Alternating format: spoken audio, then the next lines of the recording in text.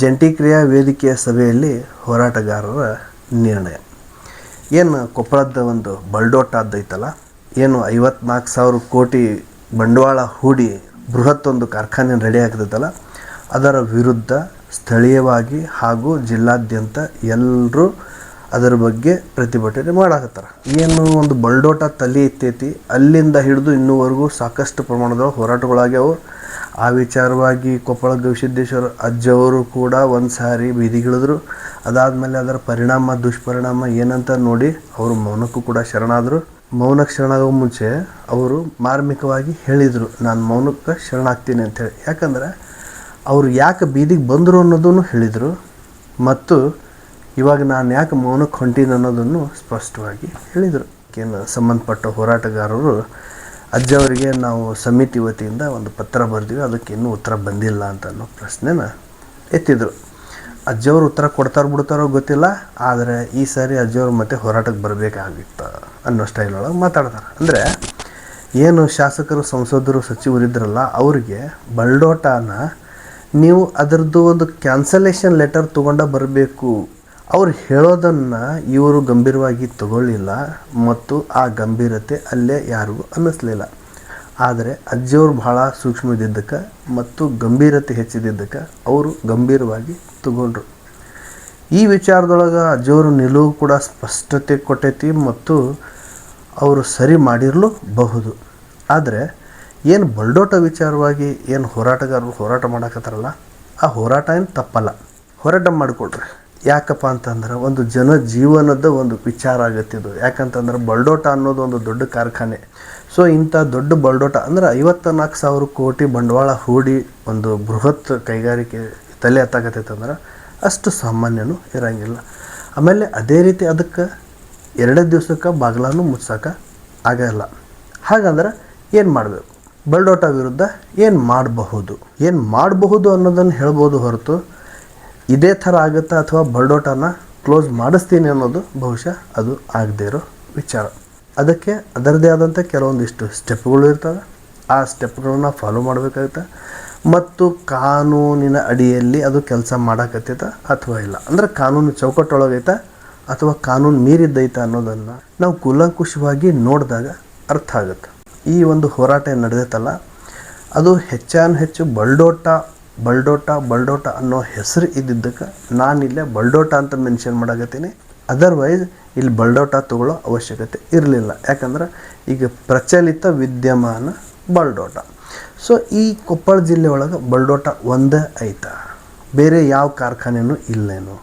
ಒಂದು ಕಂಪನಿಗೆ ಯಾವ ಮಾನದಂಡ ಅನ್ವಯ ಆಗುತ್ತಾ, ಎಲ್ಲ ಕಂಪ್ನಿಗಳಿಗೂ ಆ ಮಾನದಂಡ ಅನ್ವಯ ಆಗಬೇಕು. ಬೇರೆ ಕಂಪ್ನಿಗೆ ಅನ್ವಯ ಆಗದೇ ಇರೋ ಮಾನದಂಡ ಈ ಕಂಪ್ನಿಗೆ ಅನ್ವಯ ಮಾಡೋದಕ್ಕೆ ಆಗಲ್ಲ. ಅಂದರೆ ಇಲ್ಲೇ ಪಾರದರ್ಶಕತೆ ಇರಬೇಕು, ಮತ್ತು ಒಂದು ಕಣ್ಣಿಗೆ ಬೆಣ್ಣೆ ಒಂದು ಕಣ್ಣಿಗೆ ಸುಣ್ಣದ ಥರ ಇಲ್ಲೇ ಆಗಬಾರ್ದು. ಇದಕ್ಕೆ ಸಾಕಷ್ಟು ಕಾನೂನಿನ ಚೌಕಟ್ಟೊಳಗೆ ಏನು ಇವ್ರು ಕೆಲಸ ಮಾಡಿರ್ತಾರೆ ಅದನ್ನು ನಾವು ಫಸ್ಟ್ ಸ್ಟಡಿ ಮಾಡಬೇಕಾಗುತ್ತೆ. ಫಾರ್ ಎಕ್ಸಾಂಪಲ್ಲು ಹಂತವಾಗಿ ಒಂದೊಂದು ನಾನು ನಿಮಗೆ ತೋರಿಸ್ಕೊತ ಹೋಗ್ತೀನಿ. ಇಲ್ಲೇ ಸೈಡ್ ಬರ್ಕೊತ ಹೋಗುತ್ತೆ. ಹಸಿರು ಅಂಚು ಅಭಿವೃದ್ಧಿ, ಗ್ರೀನ್ ಬೆಲ್ಟ್ ಅಂತಾರಲ್ಲ, ಈ ಗ್ರೀನ್ ಬೆಲ್ಟಲ್ಲಿ ಒಟ್ಟು ಪ್ರದೇಶದಲ್ಲಿ ಒಟ್ಟು ನಿರ್ದಿಷ್ಟ ಪ್ರಮಾಣ, ಉದಾಹರಣೆ 33% ಹಸಿರು ವಲಯ ಅಂದರೆ ಗ್ರೀನ್ ಬೆಲ್ಟ್ ಇದೆಯಾ, ಒಂದು ಅದು ಎನ್ವೈರ್ಮೆಂಟ್ ಕ್ಲಿಯರೆನ್ಸ್ ಅಂತ ಹೇಳ್ತಾರಲ್ಲ ಅದು ಐತಾ.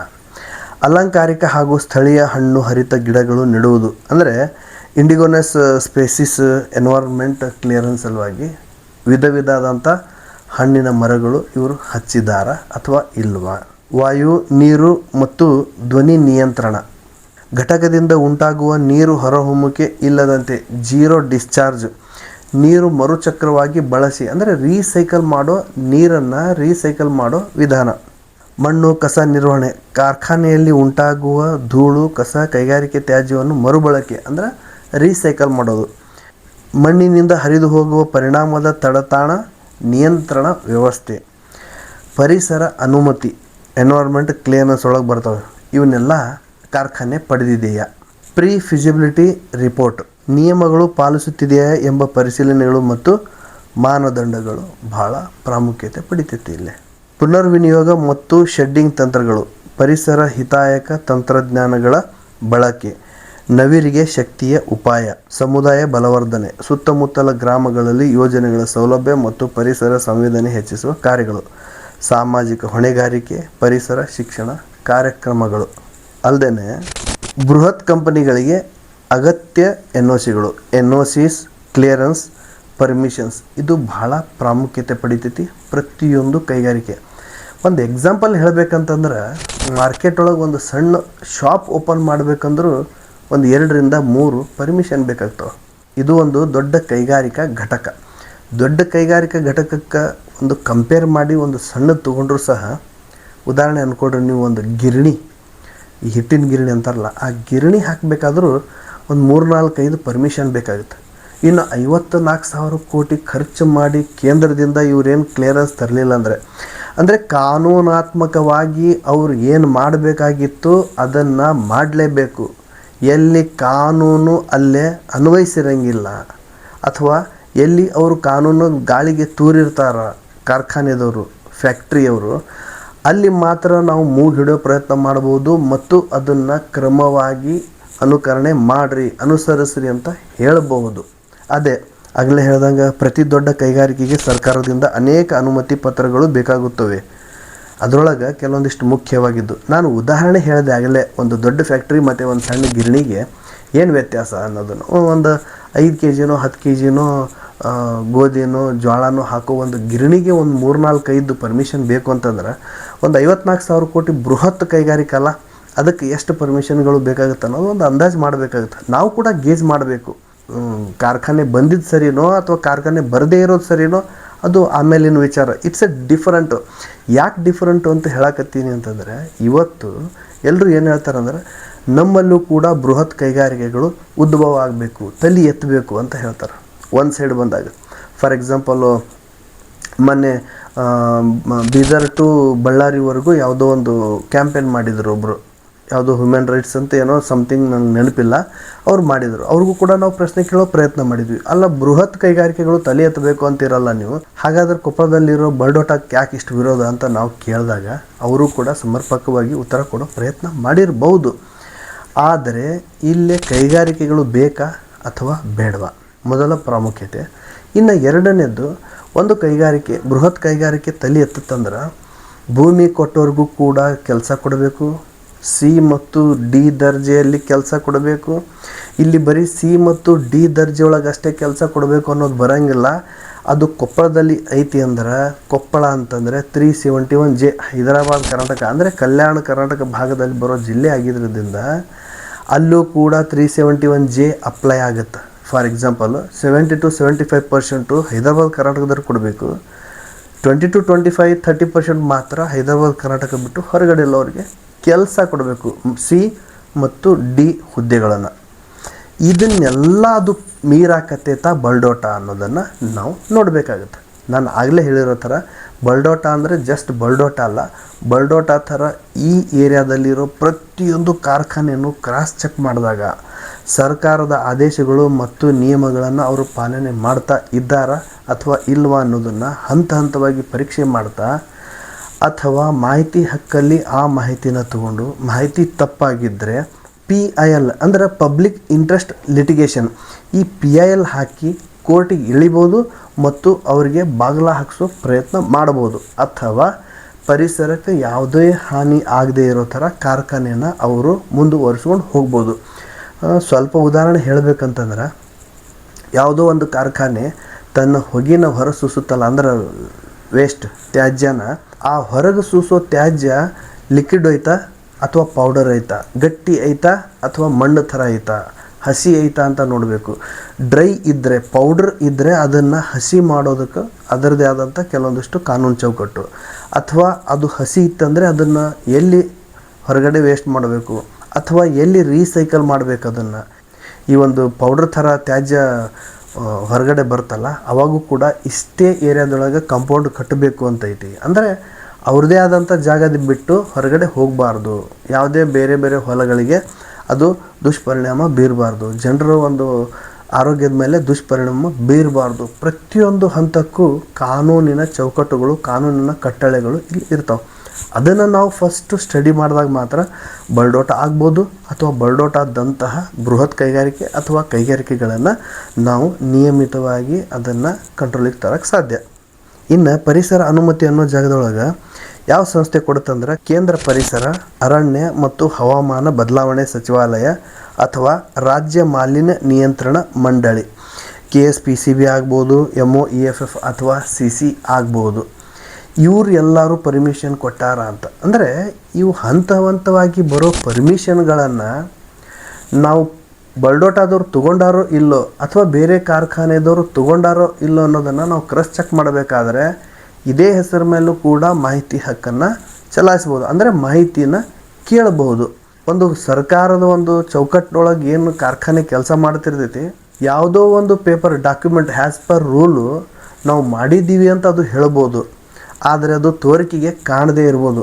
ಈ ಥರ ಮಣ್ಣುಗ್ಗೋ ಕೆಲಸ ಮಾಡ್ಬೋದು ಹೊರತು ಯಾವುದೇ ಸರ್ಕಾರದ ನಿಯಮಗಳನ್ನು ಗಾಳಿಗೆ ತೂರಿ ಒಂದು ಕಾರ್ಖಾನೆ ತನ್ನ ಅಸ್ತಿತ್ವನ ಉಳಿಸ್ಕೊಳ್ಳೋಕೆ ಆಗಲ್ಲ ಅನ್ನೋದು ಇಲ್ಲೇ ಗಮನಾರ್ಹ.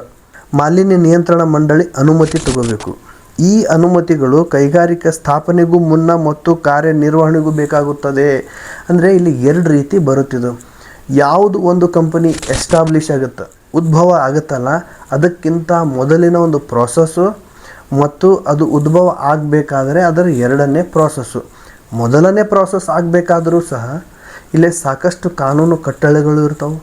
ನಾನು ಯಾರ ಪರನೂ ಮಾತಾಡ್ತಾ ಇಲ್ಲ, ಯಾರ ವಿರೋಧನೂ ಮಾತಾಡ್ತಾ ಇಲ್ಲ. ಪ್ರತಿಯೊಂದು ಕಾರ್ಖಾನೆಯಿಂದ ಏನಾದರೂ ತೊಂದರೆ ಆಗ್ತಾ ಇದೆ ಅಂತಂದರೆ, ಸಾರ್ವಜನಿಕರ ಆರೋಗ್ಯದ ಮೇಲೆ ಪರಿಣಾಮ ಬೀರ್ತಾ ಇದೆ ಅಂತಂದರೆ ಅದನ್ನು ನಾವು ಪ್ರತಿಭಟಿಸಬೇಕಾದರೆ ಕಾನೂನಾತ್ಮಕವಾಗಿ ಮಾತ್ರ ಹೋರಾಟ ಮಾಡೋದಕ್ಕೆ ಸಾಧ್ಯ ಅನ್ನೋದನ್ನು ಇಲ್ಲೇ ಒಂದು ನನ್ನ ಅನಿಸಿಕೆ.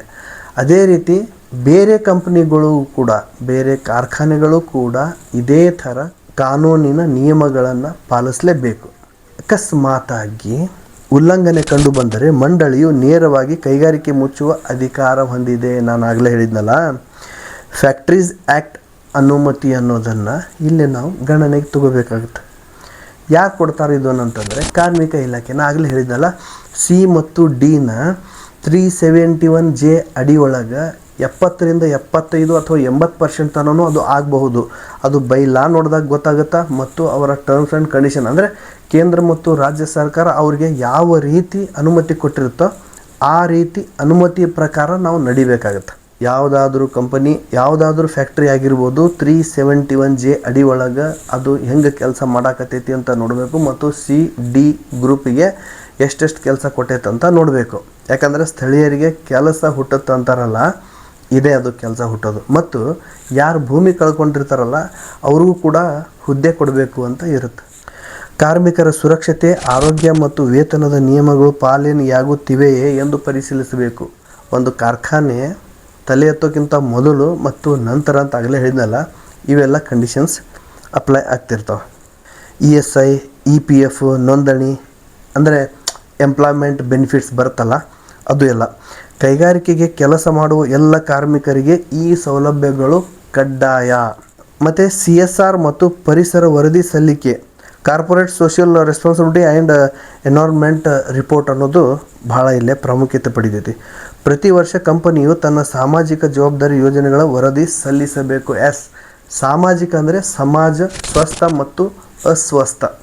ಅಂದರೆ ಕಂಪನಿಯಿಂದ ಜನರಿಗೆ ಏನಾದರೂ ತೊಂದರೆ ಆಗಕತ್ತೈತ ಅಥವಾ ಇಲ್ಲ, ಆಗಕತ್ತಿದ್ರೆ ಆಗಕತ್ತೈತಿ, ಇಲ್ಲ ಅಂದ್ರೆ ಇಲ್ಲ ಅಂತ ಅವರು ಕೇಂದ್ರಕ್ಕೆ ಪ್ರತಿ ವರ್ಷ ವರದಿ ಕೊಡಬೇಕು.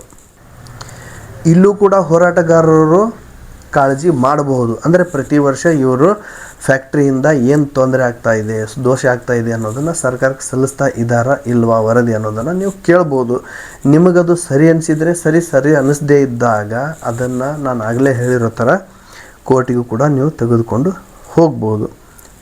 ಭೂಮಿಯ ಬಳಕೆ ಅನುಮತಿ, land use conversation permissions compulsory, ಕಡ್ಡಾಯವಾಗಿ ಇವನ್ನೆಲ್ಲ ಬೇಕೇ ಬೇಕು.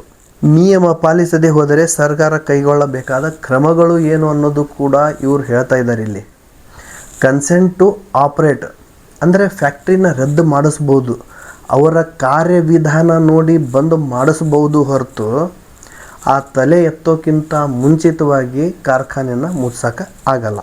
ಕಂಪನಿಯ ಕಾರ್ಯಾಚರಣೆ ಸ್ಥಗಿತಗೊಳಿಸುವ ನೋಟಿಸ್ ನೀಡಬಹುದು. ಅಂದರೆ ನಿಮ್ಮದು ಲಾಕೌಟ್ ಮಾಡ್ತೀವಿ ಅಂತ ಸರ್ಕಾರ ಅವರಿಗೆ ನೋಟಿಸ್ ಕೊಡ್ಬೋದು. ಅದು ಕೆಲಸ ಮಾಡ್ತಾ ಇರೋ ಕಂಪನಿ ಆಗಿದ್ದರೆ ಪೊಲ್ಯೂಟರ್ ಪೇಸ್ ಪ್ರಿನ್ಸಿಪಲ್ ಅಡಿಯಲ್ಲಿ ದಂಡ ವಿಧಿಸಬಹುದು. ಎಸ್, ಸರ್ಕಾರ ಒಂದು ಅನುಮತಿ ಪರ್ಮಿಷನ್ ಅಂತ ಕೊಡಬೇಕಾದ್ರೆ ಕೆಲವೊಂದಿಷ್ಟು ಮಾನದಂಡಗಳನ್ನು ತಾನು ಇಟ್ಕೊಂಡಿರ್ತೈತಿ. ಜನರಿಗೇನು ತೊಂದರೆ ಆಗಿರಬಾರ್ದು, ಜನ ಜೀವನಕ್ಕೆ ಅಸ್ವಸ್ಥ ಆಗಿರಬಾರ್ದು, ಜಾನುವಾರುಗಳಿಗೆ ನೀರಿನ ಅಭಾವ ಆಗಬಾರ್ದು. ಈ ಥರ ಸಾಕಷ್ಟು ಕಂಡೀಷನ್ಸ್, ಪ್ರತಿಯೊಂದು ಹೆಜ್ಜೆಗೂ ಕಂಡೀಷನ್ಸ್ ಇರೋದನ್ನು ಸರ್ಕಾರ ತನ್ನ ಹತ್ರ ಇಟ್ಕೊಂಡು ಇವರಿಗೆ ಪರ್ಮಿಷನ್ ಕೊಟ್ಟಿರ್ತೈತಿ. ಕೈಗಾರಿಕಾ ಇಲಾಖೆಗಳು ಕೂಡ ಏನು ಕ್ರಮ ತಗೋಬಹುದು ಅಂದರೆ ಪರವಾನಗಿ ರದ್ದುಗೊಳಿಸುವುದು, ಹೊಸ ಯೋಜನೆಗಳಿಗೆ ಅನುಮತಿ ನಿರಾಕರಿಸುವುದು. ಯಾವುದೇ ಒಂದು ಕಂಪನಿ ಇವತ್ತು ಬರುತ್ತಾ ಅನ್ನೋ ಗಾಳಿ ಸುದ್ದಿ ಎದ್ದಿದ್ರೆ ಅದರ ವಿರುದ್ಧವಾಗಿ ಇವತ್ತೇ ಪುಟಿದೆದ್ದು ವಿರುದ್ಧವಾಗಿ ನಿಂತಾಗ ಮಾತ್ರ ಆ ಕಂಪನಿ ಬರದೇ ಇರೋ ಥರ ಅಥವಾ ವಾಪಸ್ ಹೋಗೋ ಥರ ಮಾಡ್ಬೋದು ಹೊರತು ಎಸ್ಟಾಬ್ಲಿಷ್ ಆಗಿರೋ ಒಂದು ಕಂಪನಿನ ನೇರವಾಗಿ ಮುಟ್ಸೋಕ್ಕೆ ಆಗಲ್ಲ. ಮತ್ತು ಅವ್ರ ಹತ್ರ ಕೆಲವೊಂದಿಷ್ಟು ಮಾನದಂಡಗಳು ಇರ್ತಾವೆ. ನಮ್ಮನ್ನಷ್ಟೇ ಬಂದ್ ಮಾಡಿಸಿದ್ರೆ ಬೇರೆ ಕಂಪನಿಗಳು ಕೆಲಸ ಮಾಡ್ತಿದ್ದಾವಲ್ಲ, ಬೇರೆ ಕಾರ್ಖಾನೆಗಳು ಕೆಲಸ ಮಾಡ್ತಿದ್ದಾವಲ್ಲ, ಅವ್ರಿಗೆ ಒಂಥರ ಮಾನದಂಡ, ನಮಗೊಂಥರ ಮಾನದಂಡನ ಅಂತಂದು ಈ ಬೃಹತ್ ಕಾರ್ಖಾನೆಗಳು ಏನಾದರೂ ಹೋರಾಟಗಾರರಿಗೆ ಮರು ಪ್ರಶ್ನೆ ಕೇಳಿದರೆ ಏನು ಮಾಡ್ತೀರಿ? ಲೋಕಾಯುಕ್ತ ಮತ್ತು ವಾಚ್ ಡಾಗ್ ಕೆಲಸ ಮಾಡುತ್ತಿಲ್ಲ. ಏನು ಅಂದರೆ ಸರ್ಕಾರಿ ಅಧಿಕಾರಿಗಳು ಕಂಪನಿಯ ಪರವಾಗಿ ನಿಯಮ ಉಲ್ಲಂಘನೆಗೆ ಅವಕಾಶ ನೀಡಿದ್ದರೆ ಲೋಕಾಯುಕ್ತ ತನಿಖೆ ನಡೆಸಬಹುದು. ಯಾವುದೋ ಒಂದು ಪೊಲ್ಯೂಷನದ್ದು ಒಂದು NOC ಅಂತ ಕೇಳಿದಾಗ ಆ NOC ಕಾನೂನು ಮೀರಿ ಒಬ್ಬ ಅಧಿಕಾರಿ ಇವರಿಗೆ NOC ಕೊಟ್ಟಾಗ, ಅದು ಕಾನೂನು ಮೀರಿ ಕೊಟ್ಟಿರೋ NOC ಅಂತ ಗೊತ್ತಾದಾಗ ಆ ಅಧಿಕಾರಿ ವಿರುದ್ಧ ಕ್ರಮ ತಗೊಳ್ಬೋದು. ಬಹುಶಃ ಆ ಥರ ಅಧಿಕಾರಿ ಕೊಟ್ಟಿರೋ ಸಾಧ್ಯತೆ ಕಡಿಮೆ. ನಾನು ಆಗಲೇ ಹೇಳಿದ್ನಲ್ಲ, ಕಣ್ಣಿಗೆ ಮಣ್ಣು ಉಗ್ಗೋ ಥರ ಕೆಲಸ ಇಲ್ಲಿ ಆಗಿರುತ್ತಂಥೇಳಿ ಕೊಟ್ಟಂಗೆ ಮಾಡಿರ್ತಾನವ, ರೆಕಾರ್ಡ್ ಒಳಗೆ ಇರ್ತೈತಿ, ಆದ್ರೆ ಸಾರ್ವಜನಿಕರಿಗೆ ಸಿಗುತ್ತಿರಂಗಿಲ್ಲ. ಕೊಟ್ಟೀನಿ ಅಂತ ಕೇಂದ್ರಕ್ಕೆ ಅವ ಕೊಡ್ತಾನೆ. ಈ ಥರ ಮಡ್ಡುಗೋ ಕೆಲಸ ಮಾಡ್ಬೋದು ಹೊರತು ಒಳಗಡೆ ಹೋಗಿ ನೀವು ಪಿನ್ ಟು ಪಿನ್ ಚೆಕ್ ಮಾಡಿದಾಗ ಆ ಒಂದು ಬೃಹತ್ ಕಾರ್ಖಾನೆ ಯಾವ ಥರ ಕೆಲಸ ಮಾಡಕತ್ತೈತೆ ಅನ್ನೋದು ಎಲ್ಲನೂ ಗೊತ್ತಾಗುತ್ತೆ. ಜನರು ಅಥವಾ ಸಂಘಟನೆಗಳಿಂದ RTI ಮತ್ತು PIL ಪಬ್ಲಿಕ್ ಇಂಟ್ರೆಸ್ಟ್ ಲಿಟಿಗೇಷನ್ ನಾನು ಆಗಲೇ ಹೇಳಿದೆ. ಜನರ ಹಿತಾಸಕ್ತಿ ಅಂತ ಬಂದಾಗ ನಾವು PIL ಹೋಗ್ಬೋದು ಅಥವಾ FIR ಕೂಡ ಮಾಡ್ಬೋದು. ಯಾವುದೇ ನಾಗರಿಕನು RTI ಮುಖಾಂತರ ಮಾಹಿತಿ ಪಡೆದು ನ್ಯಾಯಾಲಯದಲ್ಲಿ ಸಾರ್ವಜನಿಕ ಹಿತಾಸಕ್ತಿ ಅರ್ಜಿ PIL ಸಲ್ಲಿಸಬಹುದು. ಅಂದರೆ ಕೋರ್ಟಿಗೆ ಅವರು ಎಳಿಬಹುದು.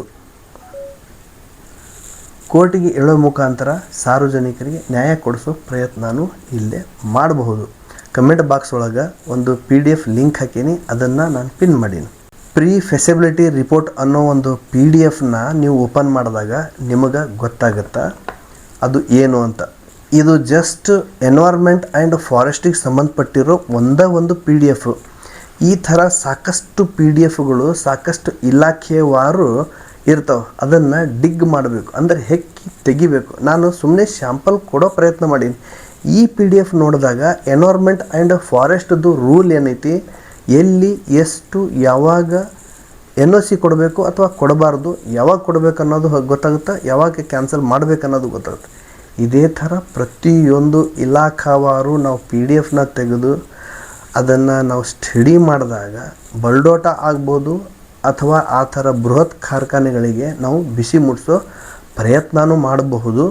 ಮತ್ತು ಈಗೇನು ಬಲ್ಡೋಟ ಇದೆಯಲ್ಲ, ಇದು ಪರಿಸರ ಸ್ನೇಹಿ ಅಂತನ್ನೋ ಮಾತು ಸ್ವತಃ ಬಲ್ಡೋಟದವರು ಹೇಳ್ಕೊಂಡಿದ್ದಾರೆ. ಹಾಗಾಗಿ ಅವ್ರಿಗೂ ಕೂಡ ಒಂದು ಚಾನ್ಸ್ ಕೊಡಬಹುದು ಕೇಂದ್ರ ಸರ್ಕಾರ ಅಥವಾ ರಾಜ್ಯ ಸರ್ಕಾರ.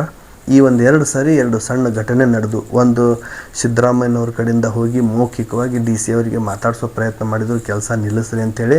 ಇನ್ನು ತೀರಾ ಇತ್ತೀಚಿನ ಘಟನೆ ಏನಪ್ಪ ಅಂತಂದ್ರೆ, ಕೊಪ್ಪಳಕ್ಕೆ ಬಂದಿರೋ ಸಿದ್ದರಾಮಯ್ಯನವರನ್ನು ಈ ಒಂದು ಹೋರಾಟದ ಸಮಿತಿಯವರು ಎಲ್ಲರೂ ಸೇರಿ ಅವರು ಅರ್ಜಿ ಕೊಟ್ಟರು, ಅಂದರೆ ಇದನ್ನು ನಿಲ್ಲಿಸ್ರಿ ಅಂಥೇಳಿ. ಸೊ ಸರ್ಕಾರ ಏನು ಕೆಲಸ ಮಾಡ್ಬೋದು ಇಲ್ಲಿ ಅಂತಂದರೆ, ಪರಿಶೀಲಿಸ್ತೀವಿ ಅಂತ ಅನ್ಬೋದು ಹೊರತು ಬಂದ್ ಮಾಡ್ತೀವಿ ಅಂತ ಅನ್ನೋದನ್ನು ಅದು ಸ್ಪಷ್ಟವಾಗಿ ಹೇಳಕ್ಕೆ ಆಗಂಗಿಲ್ಲ. ಯಾಕೆ ಆಗಲ್ಲ ಅಂತಂದರೆ, ಸ್ಥಳೀಯವಾಗಿ ಏನು ಶಾಸಕರು, ಸಚಿವರು, ಸಂಸದರನ್ನು ಎಲ್ಲರೂ ಕಟ್ಟಿ ಹಾಕಿ ಅದನ್ನು ಕ್ಯಾನ್ಸಲ್ ಮಾಡೋ ಪ್ರಯತ್ನ ಏನು ಮಾಡಿಸಿದಾರಲ್ಲ, ಅವ್ರಿಗೇನಾದರೂ ಇಚ್ಛಾಶಕ್ತಿ ಇದ್ದಿದ್ದರೆ ಅಥವಾ ಅವ್ರ ಕೈ ಒಳಗೆ ಏನಾದರೂ ಕಂಟ್ರೋಲ್ ಇದ್ದರೆ, ಫ್ಯಾಕ್ಟ್ರಿ ಬಂದ್ ಮಾಡಿಸುವಂಥ ಕಂಟ್ರೋಲ್ ಕೆಪಾಸಿಟಿ ಇದ್ದರೆ ಅವರು ಕಂಟ್ರೋಲ್ ಮಾಡ್ತಿದ್ರು ಅಥವಾ ಆ ಫ್ಯಾಕ್ಟ್ರಿನ ಮುಚ್ಚಿಸ್ತಿದ್ರು. ಆದರೆ ಹಾಗಾಗಲ್ಲ. ಯಾಕಂದರೆ ಕಾನೂನು ವಿರುದ್ಧವಾಗಿ ಯಾರೂ ಹೋಗೋಕ್ಕೆ ಆಗಲ್ಲ. ಈ ದೃಷ್ಟಿಕೋನದಿಂದ ಬರಡೋಟ ಆಗ್ಬೋದು, ಅಥವಾ ಇನ್ನೇನು ಓಡ್ತಾ ಇವೆಯಲ್ಲ ಈ ಕಾರ್ಖಾನೆಗಳನ್ನು ಬಂದ್ ಮಾಡಿಸೋದಕ್ಕೆ ಆಗಲ್ಲ. ನಾನು ಆಗಲೇ ಏನು ಹೇಳಿದ್ನಲ್ಲ, ಕೆಲವೊಂದು ರಿಸ್ಟ್ರಿಕ್ಷನ್ಸ್, ಅದನ್ನು ತಗೊಂಡು ಅವ್ರು ಮಾಡೋ ತಪ್ಪನ್ನು ಎತ್ತಿ ತೋರಿಸೋ ಮುಖಾಂತರ ಪ್ರತಿಯೊಂದು ಕಾರ್ಖಾನೆಗಳಿಗೆ ನಾವು ಬಿಸಿ ಮುಟ್ಟಿಸ್ಬೋದು ಹೊರತು, ಅದನ್ನು ಬಿಟ್ಟರೆ ಸುಮ್ಮನೆ ಕೆಲವೊಂದಿಷ್ಟು ಹೋರಾಟದಿಂದ ಏನೂ ಆಗಲ್ಲ. ಅಂದರೆ ನನ್ನ ಅರ್ಥ ಇಷ್ಟೇ, ನೀವು ಹೋರಾಟ ಮಾಡಬೇಡ್ರಿ ಅಂತ ಹೇಳ್ತಾ ಇಲ್ಲ. ಜನರ ಜೀವನ ಜೊತೆಗೆ ಆಟ ಆಡ್ತಾ ಇರೋ ಪ್ರತಿಯೊಂದು ಕಾರ್ಖಾನೆ ವಿರುದ್ಧ ಎಲ್ಲರೂ ಬೀದಿಗೆ ಇಳಿಬೇಕು. ಕಾನೂನುಬದ್ಧವಾಗಿ ಇಳಿದಾಗ ಮಾತ್ರ ಜಯ ಸಿಗುತ್ತೆ. ಜಯ ಪಡಿಬೇಕು ಅಂತಂದರೆ ಕಾನೂನು ಏನಂತ ಅರ್ಥ ಮಾಡ್ಕೋಬೇಕು ಅನ್ನೋದು ನನ್ನ ವಾದ. ಸೊ ಇದರ ಬಗ್ಗೆ ಒಂದು ಸ್ಥಳೀಯವಾಗಿ ಮತ್ತು ಜಿಲ್ಲಾದ್ಯಂತ ಎಲ್ಲ ಹೋರಾಟಗಾರರು ಮುಂದಿನ ತಮ್ಮ ಹೆಜ್ಜೆ ಮತ್ತು ನಡೆ ಏನು ಅನ್ನೋದನ್ನು ಮತ್ತೆ ಸ್ಪಷ್ಟೀಕರಣ ಕೊಡ್ತೀವಿ ಅಂತ ಹೇಳಿದರವರು. ವೀಕ್ಷಕರೇ, ನನ್ನ ವಾದ ನನ್ನದಾಗಿತ್ತು. ಇದಕ್ಕೆ ನಿಮ್ಮ ಒಂದು ಅನಿಸಿಕೆ ಮತ್ತು ಅಭಿಪ್ರಾಯ ಏನಾದರೂ ಇದ್ದರೆ ಕಮೆಂಟ್ ಬಾಕ್ಸಲ್ಲಿ ನೀವು ಬರೆದು ತಿಳಿಸ್ಬೋದು. ಸಾಧ್ಯ ಆದರೆ ನಾವು ತಿದ್ದುಕೊಳ್ಳೋ ಪ್ರಯತ್ನ ಮಾಡ್ತೀವಿ, ಅಥವಾ ನಿಮ್ಮಲ್ಲಿ ಏನಾದರೂ ತಿದ್ದುಕೊಳ್ಳೋ ಶಕ್ತಿ ಇದ್ದರೆ ನೀವು ಕೂಡ ತಿದ್ದುಕೊಳ್ಳೋ ಪ್ರಯತ್ನನ ಮಾಡಬಹುದು. ಯಾವುದೇ ಕೆಲಸ ಮಾಡಬೇಕಾದರೂ ಕಾನೂನುಬದ್ಧವಾಗಿ ಮಾಡಬೇಕಾಗುತ್ತೆ. ಕಾನೂನು ಬಾಹಿರವಾಗಿ ಮಾಡಿದಾಗ ನಮಗೆ ಯಶಸ್ಸು ಸಿಗಲ್ಲ ಅನ್ನೋದನ್ನು ಇಲ್ಲಿ ನಮ್ಮ ವಾದ ಆಗಿತ್ತು ಅಂತ ಹೇಳ್ತಾ ಮತ್ತೆ ಇದೇ ಥರ ಬೇರೆ ಸುದ್ದಿ ಜೊತೆ ಬರ್ತೀನಿ. ಅಲ್ಲಿವರೆಗೂ ಜೈ ಹಿಂದ್.